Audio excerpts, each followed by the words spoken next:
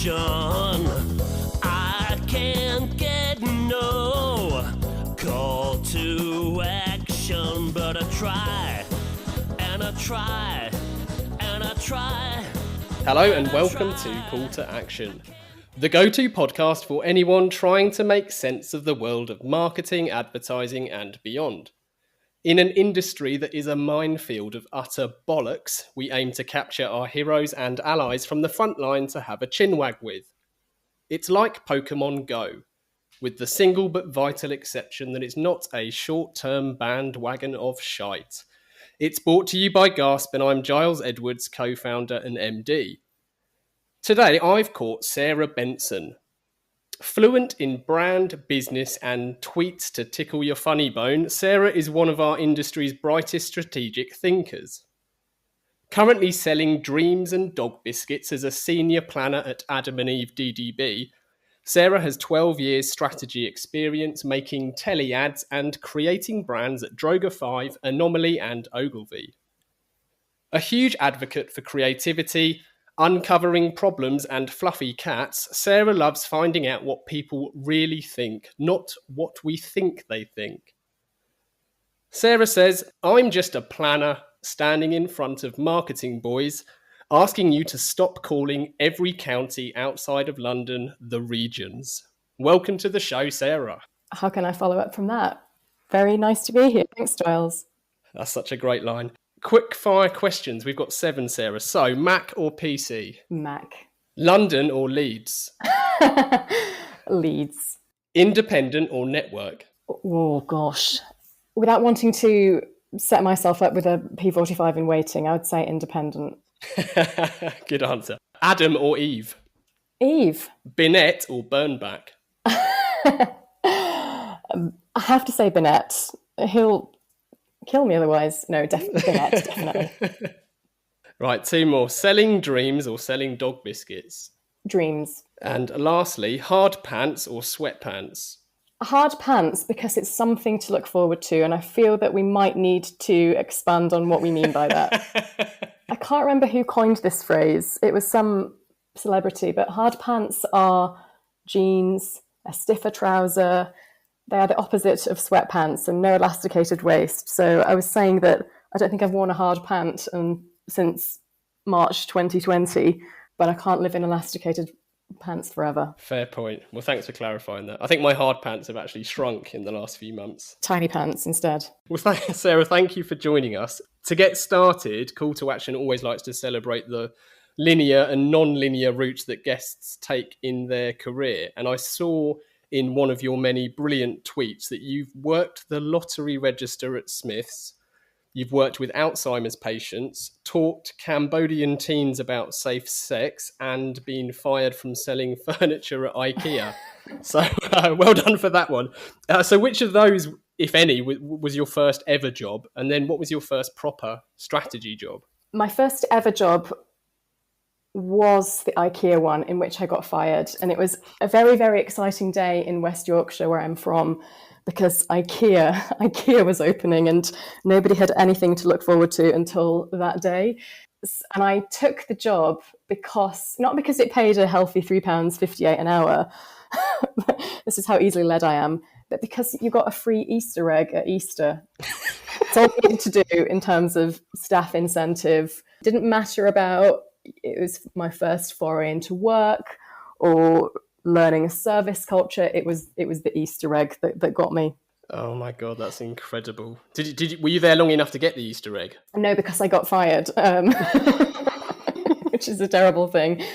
So I worked on the till, and I don't know if credit cards were invented in Yorkshire in the early 2000s, but somebody decided to pay for a wardrobe in cash, I remember, and he was paying in £10 notes, and I took the money off him and dropped it, and apparently that's a sackable offence in IKEA culture. This money fell over the floor, and that was the end of my career in sales at IKEA. A sad day. That was it, dropping that led to your dismissal. Dropping, wow. I think it was a metaphor for if you've dropped the cash, you've dropped the ball. Look at me now. That was my first actual job, yes. Then I moved on to WH Smith, which actually was an amazing experience. I was reflecting on that recently, in that you just saw all manner of life in a very ordinary town. And the reason that it was interesting is one of the accounts I now work on is the National Lottery. So I've kind of come full circle. I used to sell the tickets when I was, 16, 17. And now I'm working for the brand. I just think those part-time jobs you have when you're kids or teenagers are just, they teach you things that you can't appreciate at the time. My first proper marketing job, is that what you asked? Yes, yeah. Marketing strategy, whichever flavour you started with. Yeah, so I started at an agency in Manchester called Love, which at the time was this crazy band of misfits, some of who had been ex-London ad agencies, some of who had come up through art school in Manchester and just didn't know necessarily what they were doing, but had decided to set up this creative company. At the time, I remember receiving a choice. I can either go to a big ad agency on a placement scheme and learn the kind of playbook of advertising, but I decided to sort of follow my instinct and got thrown in at the deep end in this crazy, chaotic world. I was originally an account exec, and this is going to be familiar for many people in planning, and found that I was terrible at it. I just wasn't organized enough. I didn't get a kick out of organization and finance, and I was going to say client schmoozing, but you don't really do that when you're junior. And everybody kept saying, you are definitely not an account person, which I think was a nice way of saying you belong in this other field called planning. So I jumped ship. It was a great agency. Did you ever work with Jono, a guy called John O'Brien? I did some work with him years ago. I think he was at Love. Yes, I did work with John O'Brien. And it's worth saying, Love 2008, I think it's a different place now. So I think they're less diversified and they do a lot more packaging. Whereas when I started, you were doing everything from direct mail to activations to huge brand positioning campaigns. Most of our clients were in London, actually, to a little bit of TV as well, including at one point being in the TV ad. And yes, Jono was there. We've got some stories. Everything in at Love, all the wheeling and dealing happened at the local curry house, and that's where the founders loved to take their clients, as to a kind of Rice and Five type restaurant. There was no taking them to the Ivy Chelsea or whatever. Everything happened on the back streets of the Northern Quarter Manchester. So yes, good times. Good times. But the creative output from Love is extraordinary, really. I mean, as you said, it's probably become a bit more defined. Maybe the lines are a bit sharper now than they were there. And I mean that nothing but love, literally, because the output was fantastic. Yeah, I think there was a belief that we don't really know what the output will be, but we will take the brief anyway. So we worked with a really great up-and-coming, at the time, company called Urban Splash, who are an urban developer. We worked with COI, obviously the government communications, which doesn't really exist anymore, to work on the National Literacy Trust. I worked on a rebrand of Christian Aid and created a sub-brand for them, and a local brand called Silver Cross, who make prams and pushchairs. So you were constantly oscillating between types of category, types of output, and just getting on with it. There was no formal training apart from just being at the deep end with the craziest minds, the kind of people that were always colouring outside the lines.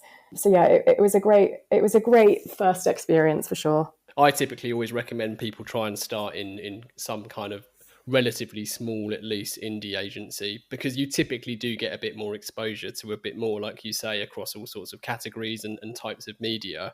But also you tend to have sight of other departments, whereas the bigger and larger network agencies, each department and each job hat has, almost its own dedicated floor, so you don't get that passive exposure. Yeah, that's a really good point, actually. And the chap that you mentioned earlier, John O'Brien, he was brought in with another guy to set up Love's digital output, which in 2008, of course, was still relatively unheard of, and nobody quite knew what they were doing. And there was lots of flash development, and they brought in some great developers who were, at the time, what I now recognize as doing stuff with AR. So they were doing stuff with augmented reality back when nobody quite knew what to do with it. We didn't know how to sell it into clients. But what was good about it is there was this place, there was a corner in which there was experimentation. And that was absolutely encouraged at that type of agency, that it's not just about filling in job numbers and filling in invoices, but we build the fat in to allow us to play, essentially. Didn't you guys, I've just remembered this, didn't you guys have a live webcam as well on your website? Probably. I mean, I'm sure it was. I'm sure it was one of the first. I think lots of agencies tend to do that type of thing nowadays. But I think in 2009, it's when we launched Gasp. And I remember we worked with Jono around about that time. And I'm sure I remember it was Love's website. It had a live webcam of all of the office. And it was crazy. I remember thinking it was certainly new and innovative, but I also remember thinking it was a little bit risky. Yeah, there's some things now where I think that probably wouldn't happen. What I liked about them was they were incredibly talented and egoless. So I'm going to completely misquote one of the founders who had said, it doesn't matter sort of how successful you become or how many awards you win. When you were looking out of the window, make sure you don't see yourself looking back. So they were never vain about it. And to that point about awards, they had tons of them, but they were just parked in an old shopping trolley that I think they'd pulled out of the canal. There was no pontificating. There was no shelf with Cannes and D&AD. It was sort of chucked around the office, which, again, I think is kind of a healthy approach from leadership. Yeah. That's a lovely and kind of opposing balance to lots of other types of agencies, I suppose. So then how did you make that move from account management with a heavy admin focus into strategy and planning? Did that just happen naturally as you evolved in your own career and your own roles that you took at other agencies, or did you just overnight become a strategist? Definitely not overnight. Definitely not. And I think that's an important thing to get out there for anybody listening who thinks that they want to make that transition and they don't know how. You are very lucky if it happens overnight, if somebody takes you under your wing, or if you get onto that graduate scheme that's going to teach you it modular. It almost never happens that way. And I think you need to be okay with that chaos, because it's part of the job anyway. So I had fought really hard to get that initial job at Love. I had been at New Blood, which is an amazing, if listeners don't know, it's part of D&AD. New Blood is where up-and-coming creatives and students go to showcase their work. At the time, I thought I wanted to be a copywriter because I was interested in people and ideas. And I had fought so hard to get that job at Love that moving into planning, you think, well, I've done the hard work, shouldn't now come? And the truth is, it's just not like that. So I would say that my next career move, you know the scene in Wolf of Wall Street where Leonardo DiCaprio's character has taken Quaaludes and he's trying to get from the hotel to his car down the stairs? I think, not because I was high on drugs, I would describe that as a much more realistic pattern of how my career has moved.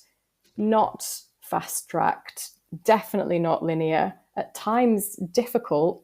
So I just stuffed myself with as much knowledge about the discipline of planning, and I suppose trying to make sure that I was interested in anything and everything all the time. There is a planner in Manchester called Andrew who writes a blog called Northern Planner, and I don't know if he knows this, but he really was my first inspiration.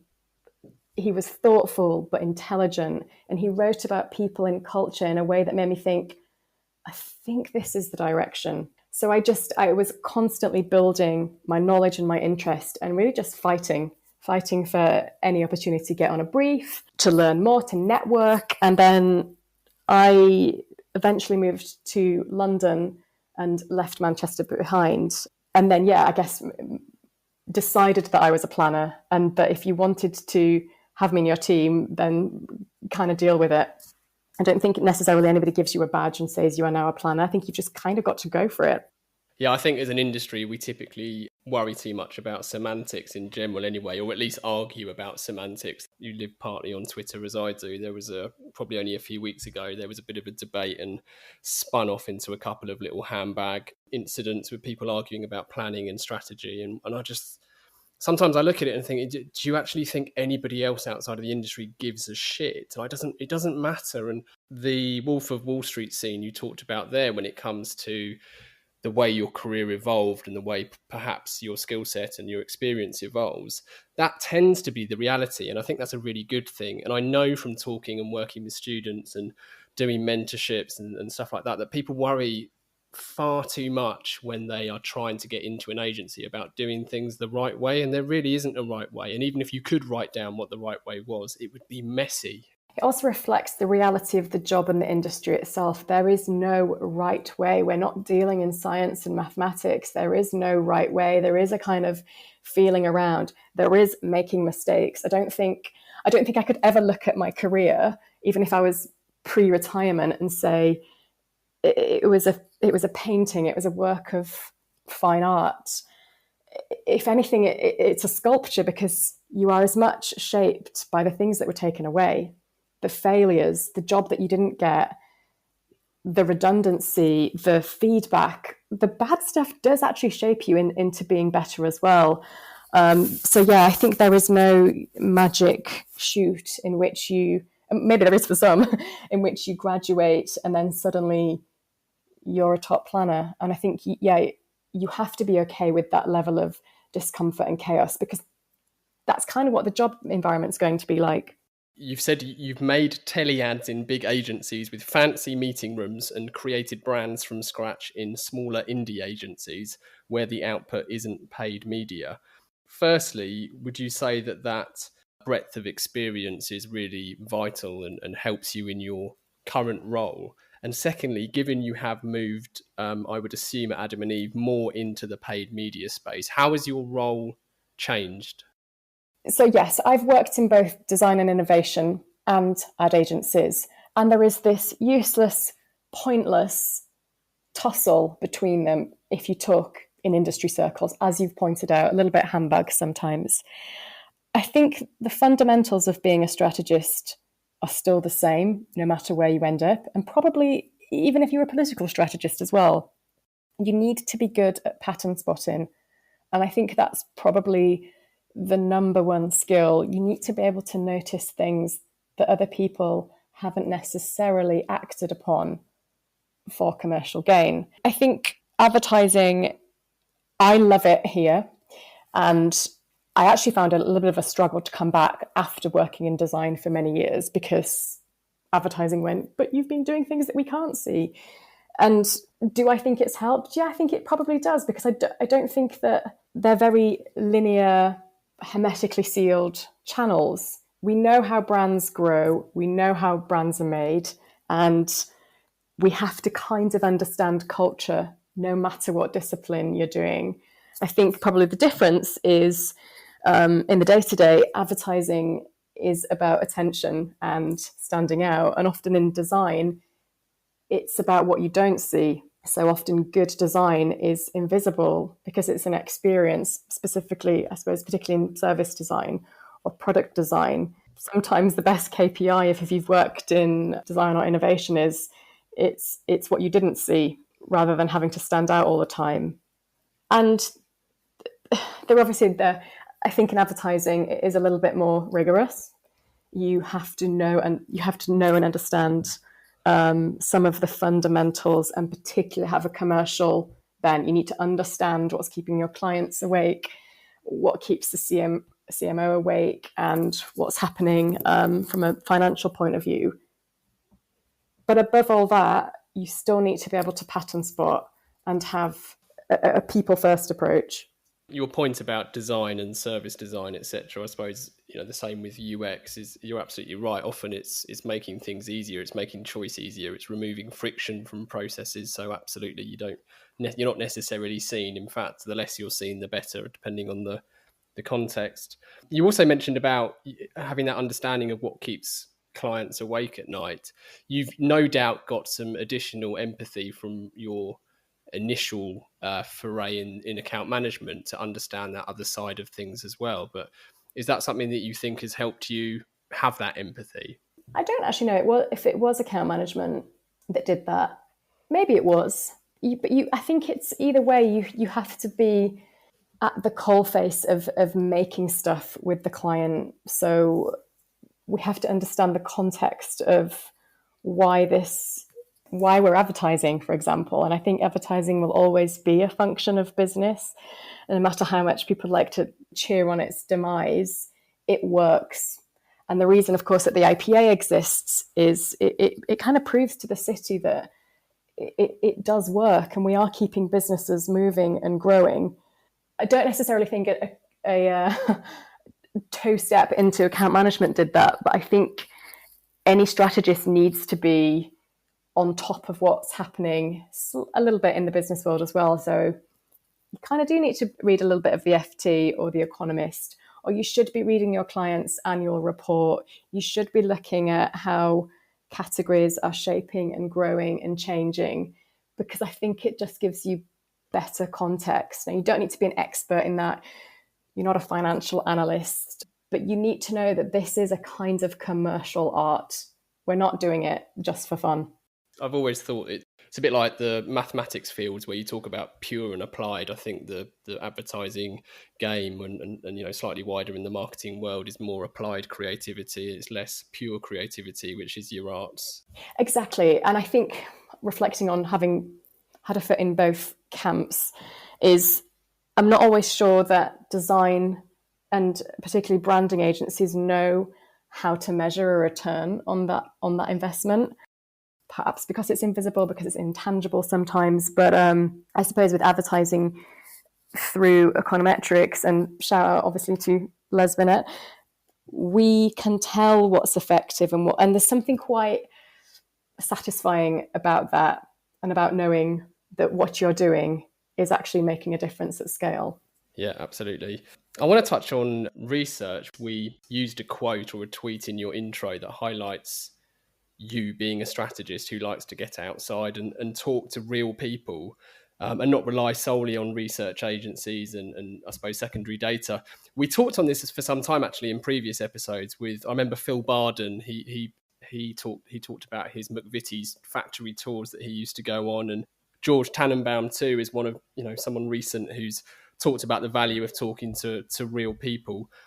What do you think makes for good research? Because there is obviously a problem in this industry where people talk about millennials like to have experiences and other such nonsense. I think one needs to think of research as a hugely important creative input. And I think it's sometimes the enjoyment of that research is what makes people realize that, am I a planner? I think I might be a planner. How do I become a planner? Because you should have this probably innate fascination with people at large, not just people that look like you and sound like you and follow your hobbies, but the strange foibles of humanity. So I think that on a practical level, if you're going to research, do it early, do it late, never do it in the middle. It would just muddy everything. And you have to be careful that it should be informing your judgment, but it shouldn't be replacing your judgment. You still need to interpret that debrief. You still need to take what you've heard and seen and draw down the insights. It is not a replacement for your own noggin. And it's important to build good relationships, I think, with people that are going to do that research if you are going to send it external. But it can come from anywhere. Like, research doesn't have to be a big commission with a big agency.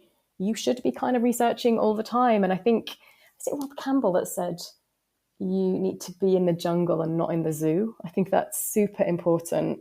Go out there into the wild, phone people, talk to people, sneak a question on Reddit if you don't have research budget.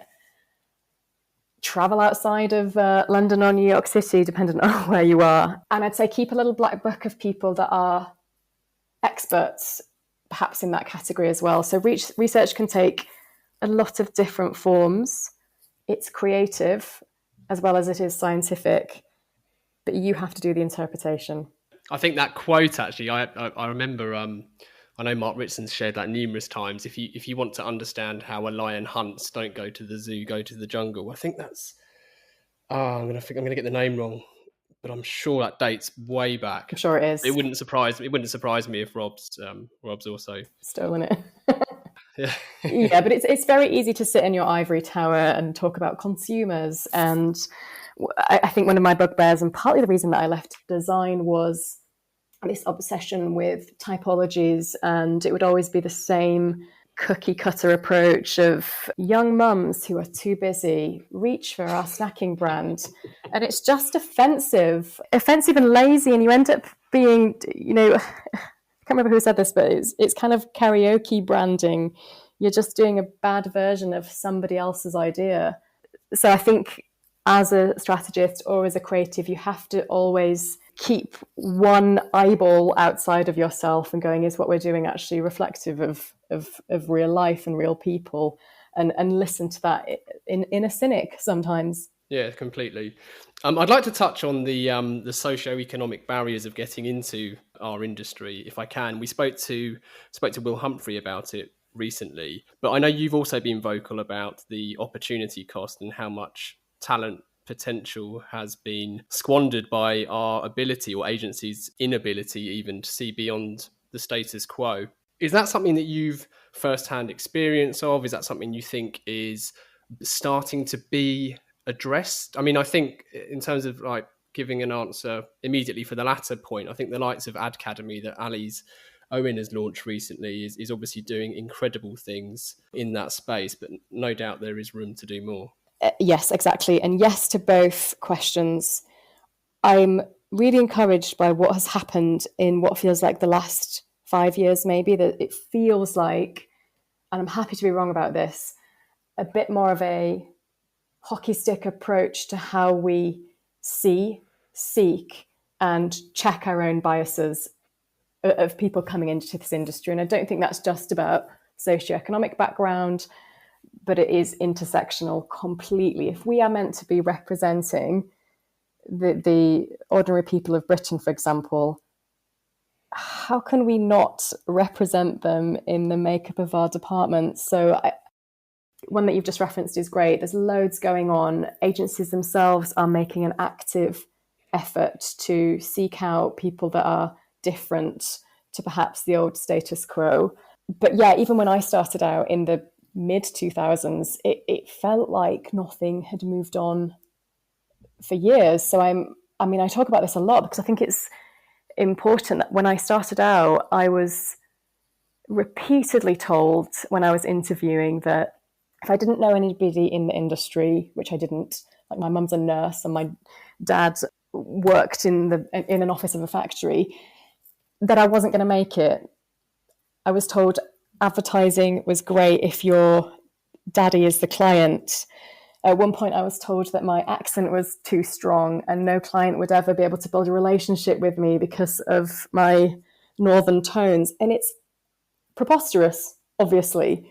We need diversity and we need dissidence to some extent as well. But yeah, I definitely faced barriers and I just accepted them. I just went, yeah, fine. Yeah, you're right. Of course. Yeah, I don't know anybody in advertising, or yeah, you're right. I haven't been to Oxbridge. That, yeah, you're totally right. I'll give up. But I didn't give up. I was definitely grazed along the way, but it's actually absurd to think that at the time, advertising was so in love with its own image that it only hired in its own image. I'm hoping things have changed now.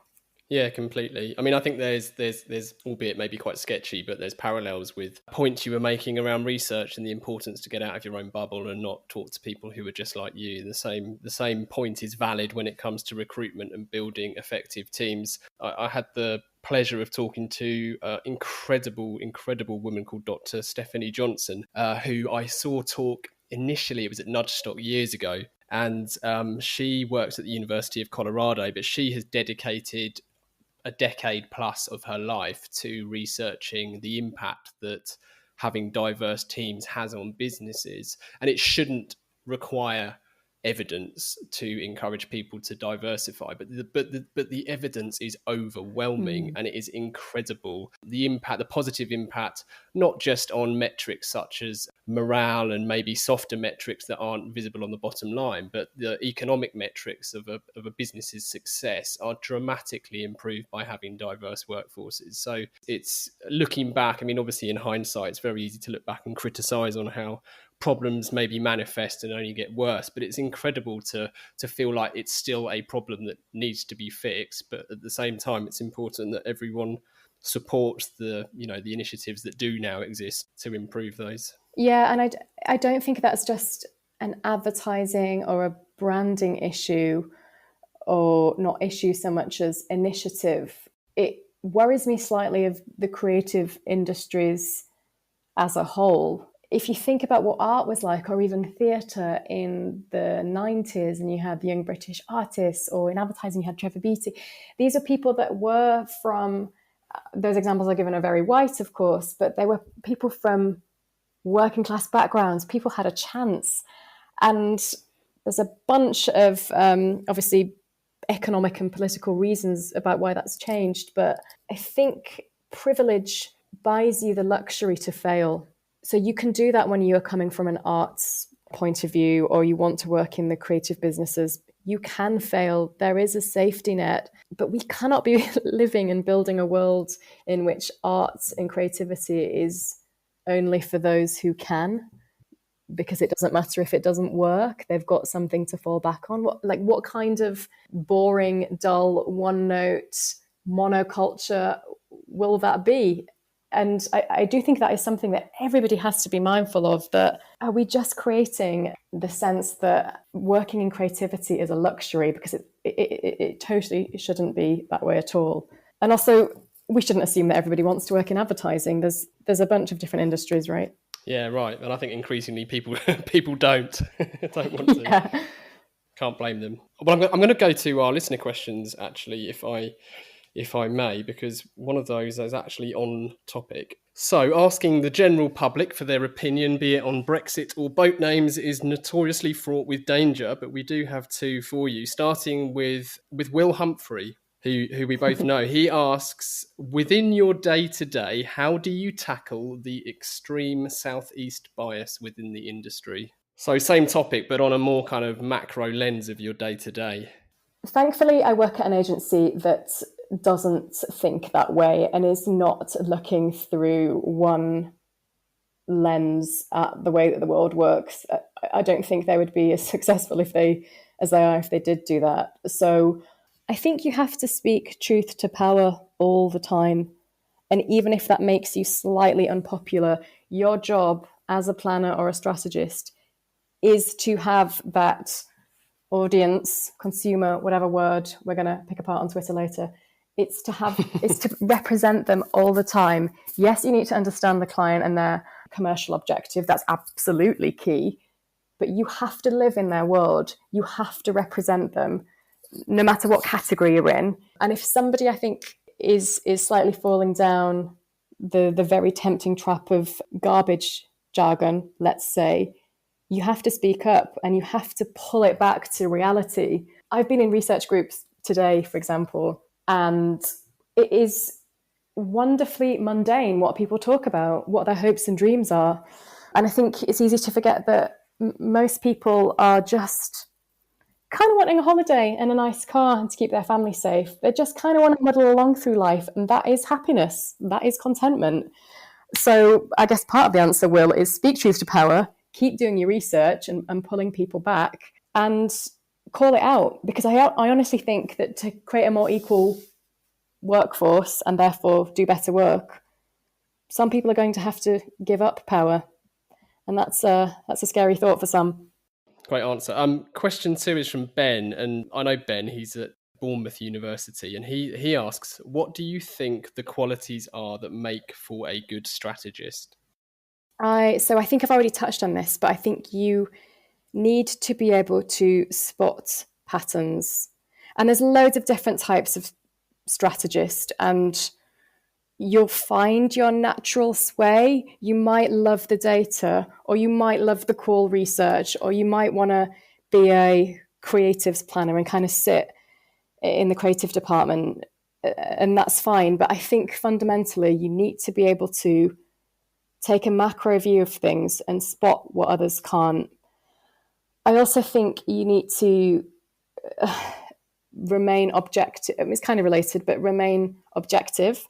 So having a little bit of cynicism, I think, is really important for all the things that we've touched upon in this episode. Don't, however, become so cynical that it becomes toxic, because you'll just never do anything. You'll never make any work. People never want to work with you. So I think of it as a spirit level. Your cynicism is kind of your superpower, but it is also the thing that can end you as well. I think, I'm not going to say curious, because I feel like that's just a bit of a bog standard applicable to anybody. It's got to be more than that. You've got to have an interesting point of view. You've got to be able to know how to frame things slightly differently as well. All of the rest of it, understanding a media plan, working out ROI, all of that can come in formal training or learn it from books. So I think you've just got to work on your kind of foundational qualities. Another thing that I think is really important, and I think Will Humphrey may agree with me on this, be interested in the past as much as you are obsessed with the future. Because to that point about pattern spotting, most things have already happened. I'm not saying you have to study history, but you have to be interested in how humanity hasn't really changed that much. One example, and I think I've talked about this before, but a few years ago, a creative team came with an idea and said, we're going to follow the subscription model. It's very hot right now. That's the way Silicon Valley's moving. And we've thought about getting books on subscription. But here's the insight. We know that urban dwellers don't have a lot of space, probably don't have tons of bookshelves. So it's a subscription model for books. But you get to send them back and you just kind of borrow them. And you're there thinking, I think you might have invented a library. And this is a thing where I think you need to zoom out of yourself all the time, because people haven't changed that much. Business models haven't changed that much. And so, fall in love with the past as much as you fall in love with the future. Yeah, excellent answer. I think all of it's wonderful, but the remaining objective is crucial. I mean, and that's true of anyone who works in this game. I think there's far too much subjectivity. It's the bane of my life at the moment. I suppose it's the point about the unchanging man, isn't it? That these things happen and go round in cycles. Funny enough, you mentioned AR, your time at Love. I think augmented reality is something that tends to be quite cyclical as well. I mean, that's come and gone numerous times over the past decades, and we're still working out what to really do with it.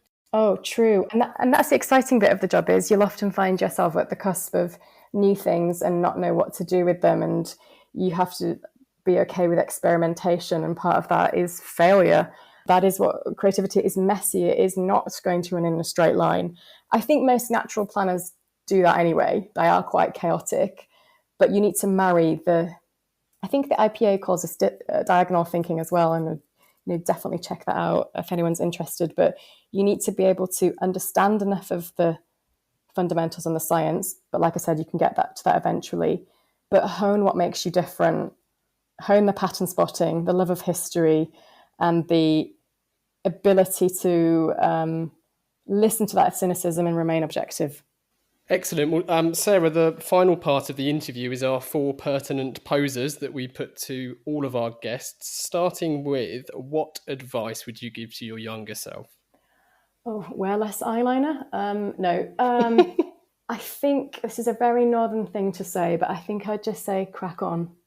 I was constantly worrying when I was younger that I wasn't good enough, or that I was comparing myself to other people. And I've not had the same path as some people, but I think I've picked things up along the way that has been interesting and has made me content.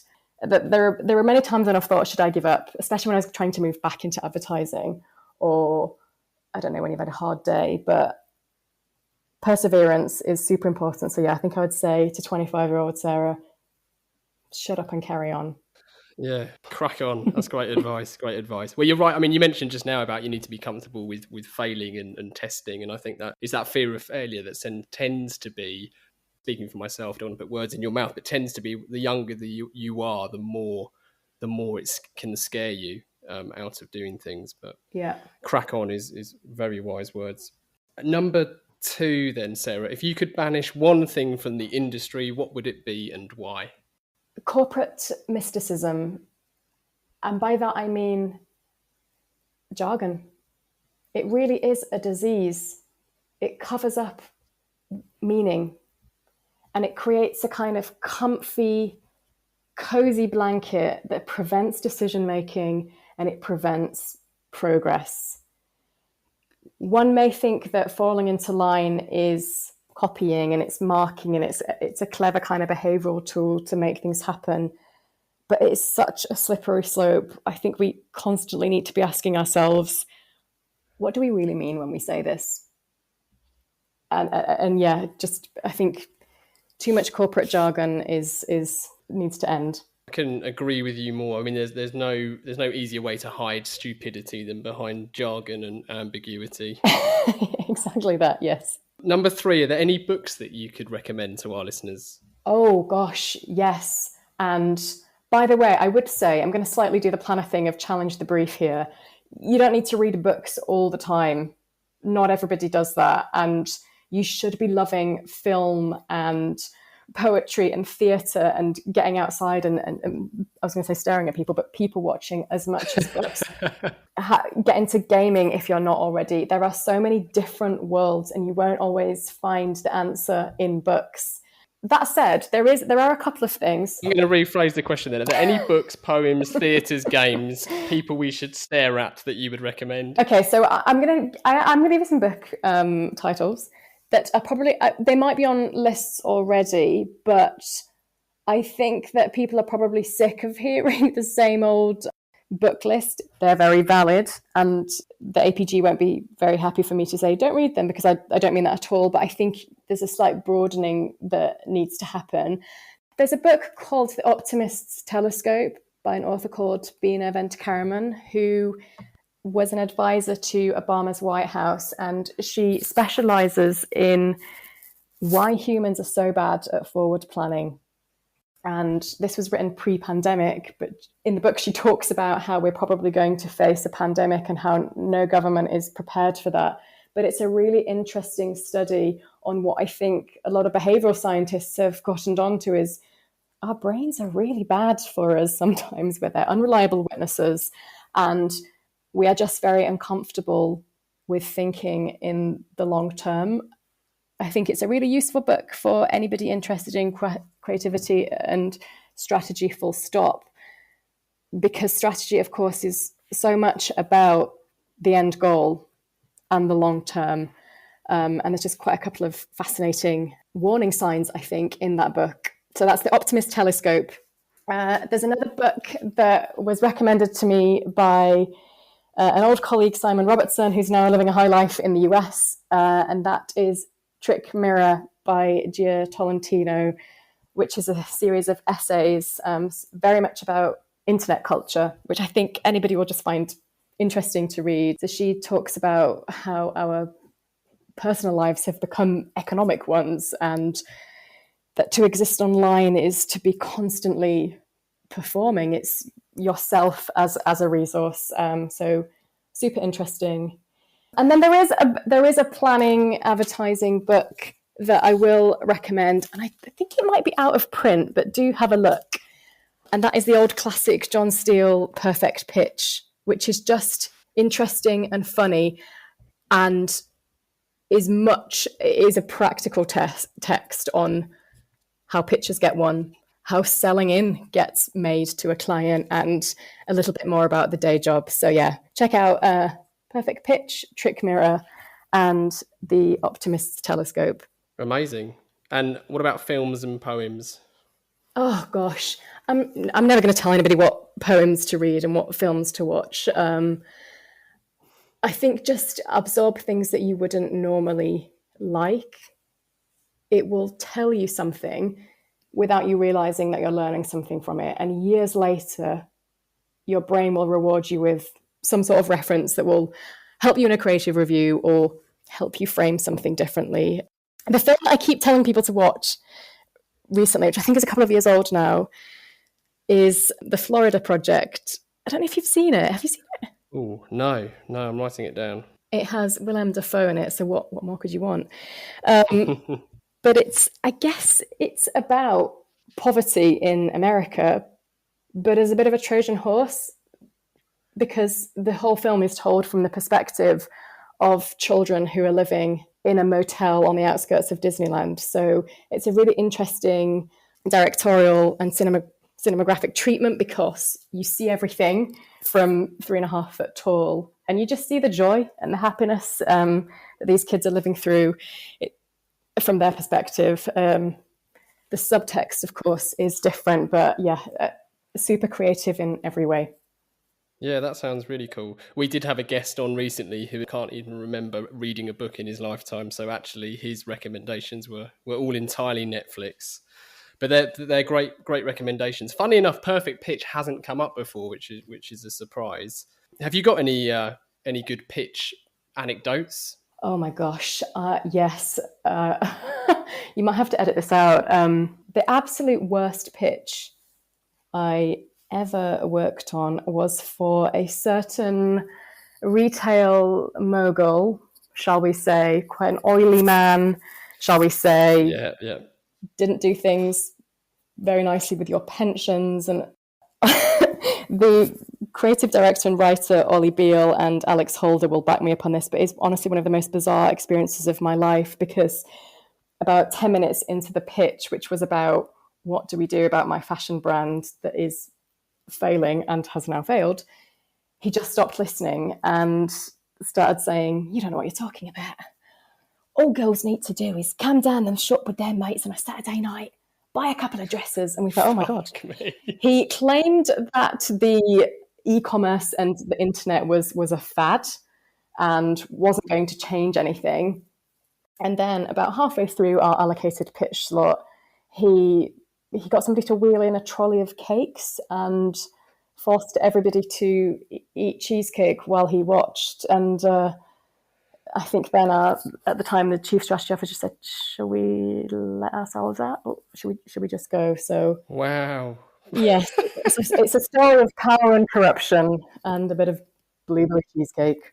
Oh wow. You didn't win the pitch, is the horrific. answer. Yeah, that's horrific in every way. I feel like I need to balance that out. I'll quickly tell one from my brother. My older brother ran an indie in Sydney, and they subsequently got acquired by Publicis, and he moved to Leo Burnett for about 20 years. But prior to that, they found themselves in this pitch where it's only ever happened to me once, but I think it was more routine back in the probably 80s, this was, where all of the agencies would all attend each other's pitches and all be in one big kind of seminar facility, and they were last to go. And given they were the only small independent against two larger network kind of entities, both of the first two pitches honed in on them and were very condescending and actually picked on them and had a 5-10 minute focus on why they shouldn't win because they were too small and, you know, who cares about them. And anyway, my brother isn't a creative, and his creative director was notoriously unhinged. And he when it was their turn, he went up and he sang the entire song of "Anything You Can Do, We Can Do Better," whilst gesticulating at all of the leads from the previous two pitches before they could even start their pitch. The pitch theatre thing is the source of many a interesting story. And I think something that, as long as you've got your strategy right and your creative's brilliant, then yeah, I think you do need a bit of that.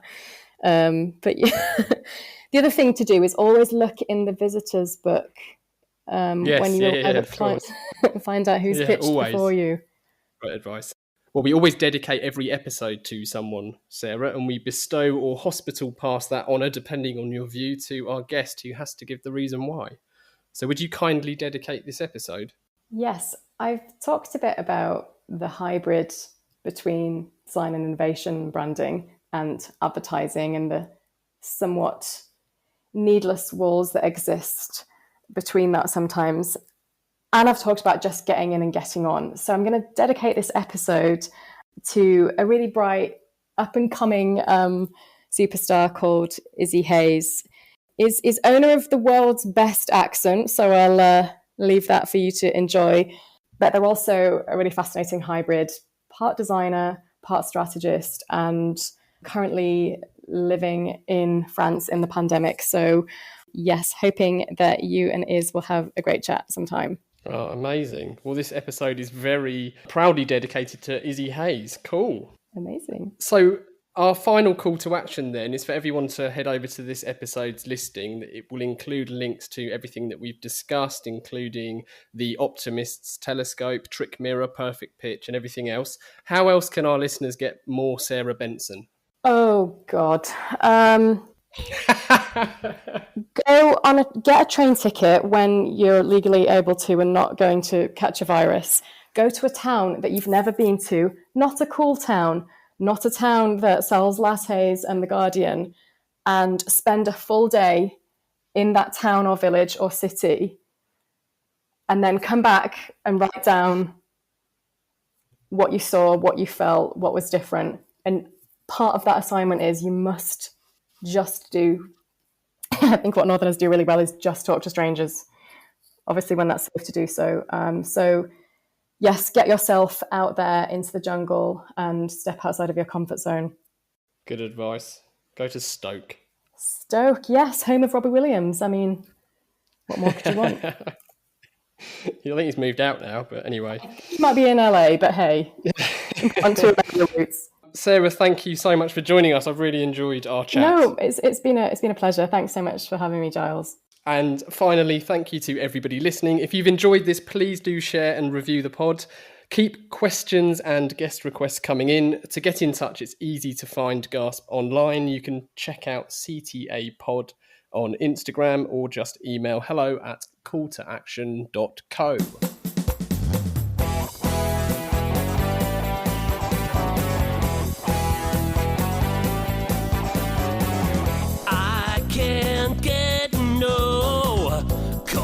To action.